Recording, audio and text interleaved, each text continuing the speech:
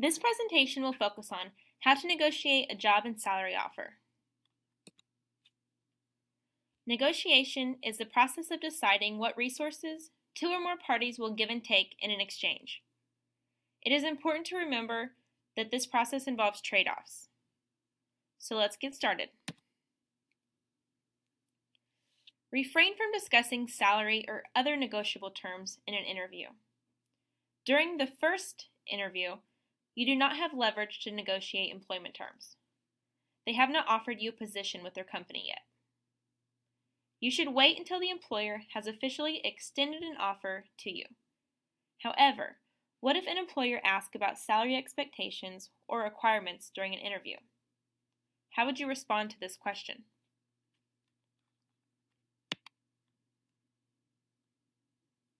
Here are a few responses that we prefer when it comes to answering this question. For instance, you could say, I realize that salary is an important issue, and I hope to discuss it with you in the near future, but I'd prefer to first focus our discussion on other issues such as my skills, experience, and education. Or, my requirements are negotiable. You could also say, I expect to be compensated at a rate that is commensurate with my education and experience. Or, what would you hope to pay someone in this position? If all else fails, give a very wide range. However, this range must have credibility behind it. Before giving a range, you still must do a considerable amount of research into the position to extend a reasonable range.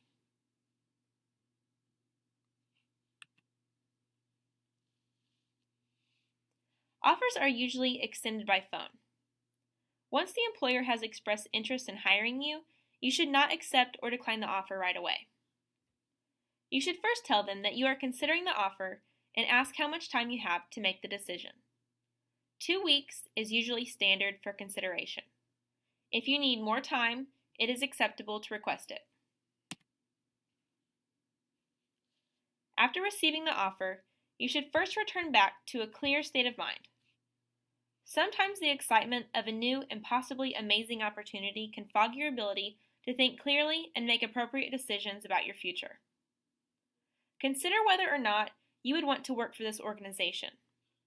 Do you think this organization is a good fit for you? Does the company's values and goals align with your own? If not, maybe it is best you regretfully decline the offer. However, if you believe this is the right company for you, consider all the employment terms. Decide which issues are the most important to you and why. Which terms do you feel it necessary to negotiate? Inform other employers or organizations that you have received an offer, but do not provide too many details about the position.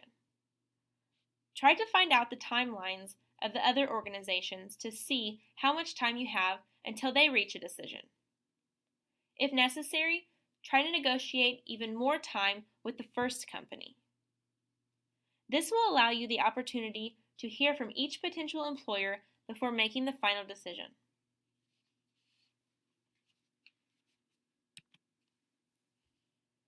Research data to back up what you are asking for in your counteroffer. Preparation is the most important element of negotiation. The side with the most information wins. You can research issues such as salary, benefits, and the needs and concerns of the employer. I will talk about where to do some of this research later on in the presentation.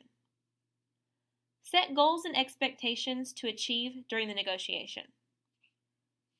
Gathering information and determining your employment requirements is very important before facing negotiation with a potential employer.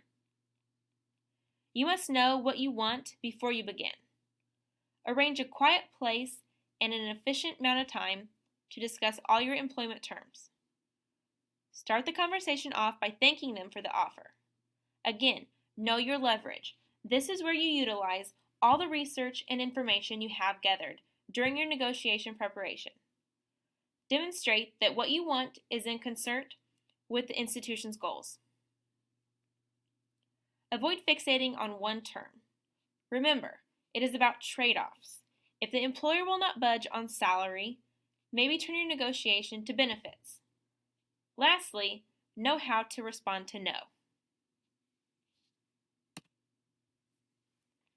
there is more to negotiating a job offer than just salary.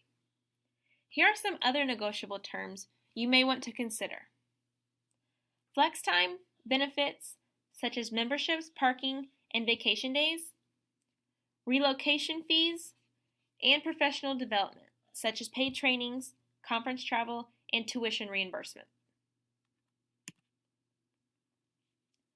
You should remain professional, grateful, positive, confident, respectful, and accurate at all times during the negotiation.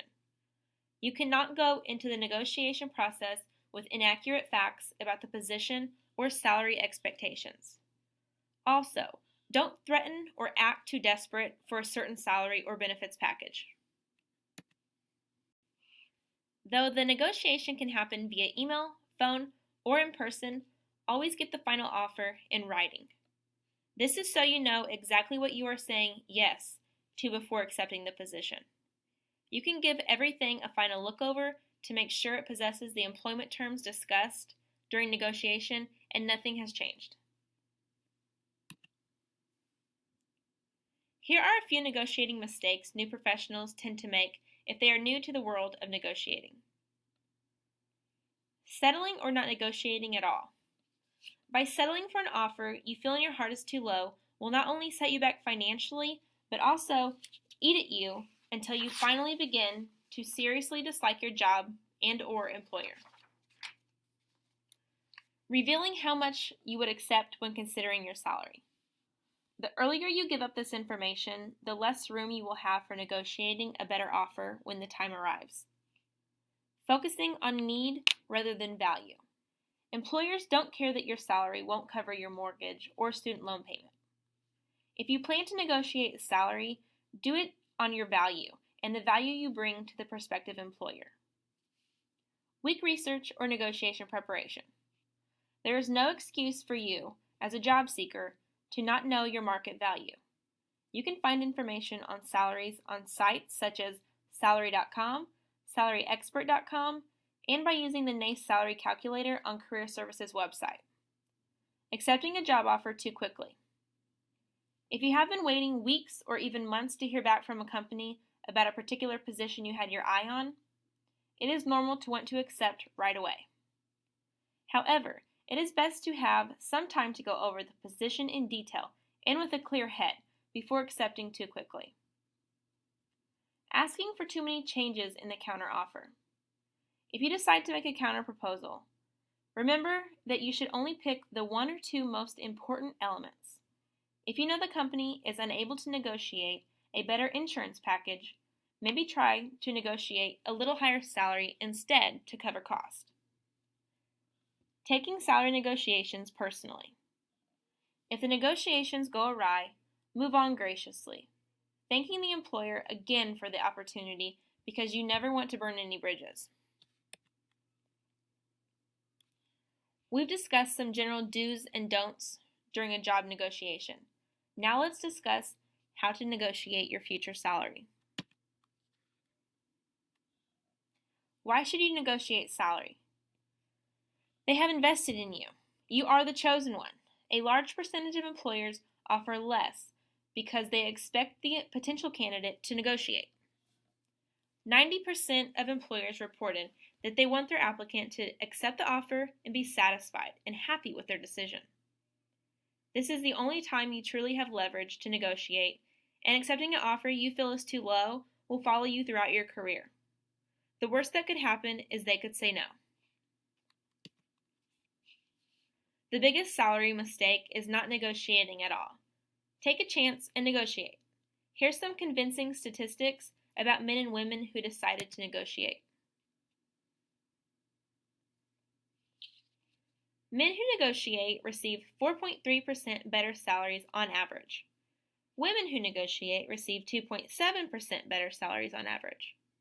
Throughout one's career, this can equal $1.7 million more for men and $1 million more for women. An employee who successfully asked for a 5% salary bump on a $40,000 job offer when she is 22, for instance, will make an extra $170,000 by the time she retires at age 65, based on an average annual salary growth of 3%. Do you think it's worth it now? NerdWallet also says that 62% of recent grads are not negotiating. However, the graduates who do negotiate, 80% of them were at least partially successful. 74% of employers have room to increase their first offer by 5 to 10% during negotiations, and 90% of employers say they have never retracted an offer because an entry-level candidate tried to negotiate.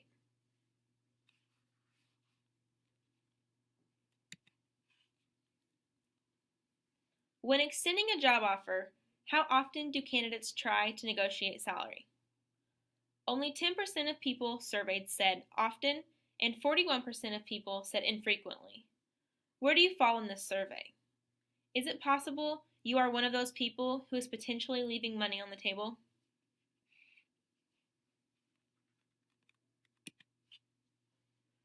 Why is the number of people who choose not to negotiate so high? Could it be the fear of an employer's perception, the fear of losing the offer or creating conflict, or could it be the fear of negotiating poorly and hearing the word no?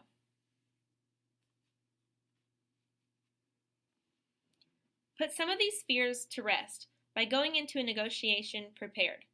Know your worth and value and what value you bring to the company. 80% of recruiters said an applicant who negotiates professionally makes a better impression than one who doesn't.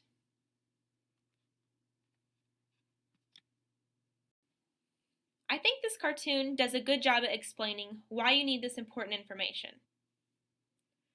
Determine your value by looking at your experience and education, as well as any skills that may benefit someone in the position.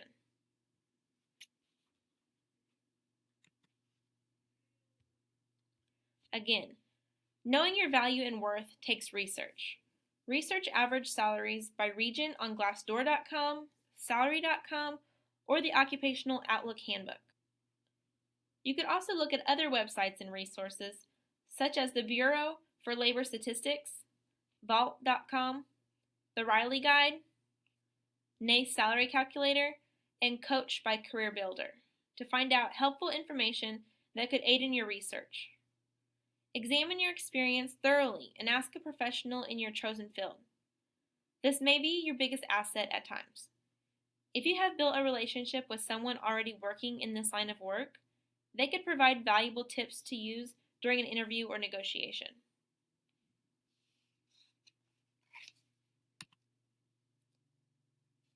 Here are a few ways to go about introducing salary negotiation to an employer. For example, you could say, "This is a great opportunity, and I am interested in the position. I was expecting the salary would be higher given the responsibilities of the job." Or, "I am excited about this opportunity to work with you and your company. I do have a question. What can we do to increase my starting salary?" Lastly, you could even say, "I'm really excited to work here, and I know that I will bring a lot of value. I appreciate the offer at $58,000, but was really expecting to be in the $65,000 range, based on my experience, drive, and performance. Can we look at a salary of $65,000 for this position?"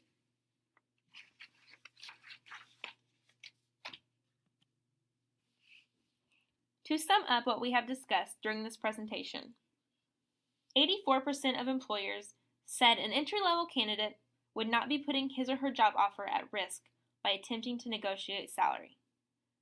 Of the students and graduates who asked for a higher salary, 80% were at least partially successful. There's a significant gender disparity when it comes to negotiation. 29% more male graduates are negotiating job offers than females. Employers said sales, marketing, and engineering departments within their companies were most willing to negotiate with potential employers.